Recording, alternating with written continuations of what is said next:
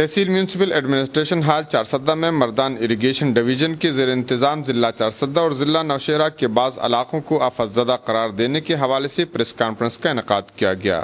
Press conference سے خطاب کرتے ہوئے مردان کی deputy collector Northern irrigation circle Ajmal Khan نے کہا کہ چارسدہ اور نوشہرہ کے 108 علاقوں میں 29 علاقے پروونشنل ڈیزاسٹر مینجمنٹ اتھارٹی نے آفت زدہ قرار دے کر آبیانہ سے مستثنی قرار دیا ہے، جبکہ باقی علاقوں کی کاشتکار سرچارج سے بچنے کے لیے 30 جون سے پہلے آبیانہ کی ادائیگی کو یقینی بنائیں۔ انہوں نے کہا کہ تباہ کن سیلاب سے متاثرہ چارسدہ کے 21 اور نوشہرہ کے 8 علاقوں کو آفت زدہ قرار دیا گیا ہے، جن سے تعلق رکھنے والے کاشتکاروں اور زمینداروں کو 1 سال کے لیے آبیانہ کی رقم معاف کر دی گئی ہے۔ ڈپٹی کلکٹر اجمل خان نے کہا کہ بعض کاشتکار اس غلط فہمی کا شکار ہیں کہ حکومت نے چارسدہ اور نوشہرہ کے تمام علاقوں کو آفت زدہ قرار دے کر آبیانہ معاف کر دیا ہے، حالانکہ چارسدہ اور نوشہرہ کے 29 علاقوں کے علاوہ تمام زمینداروں کو آبیانہ کی رقم 30 جون سے پہلے جمع کرنا چاہیے۔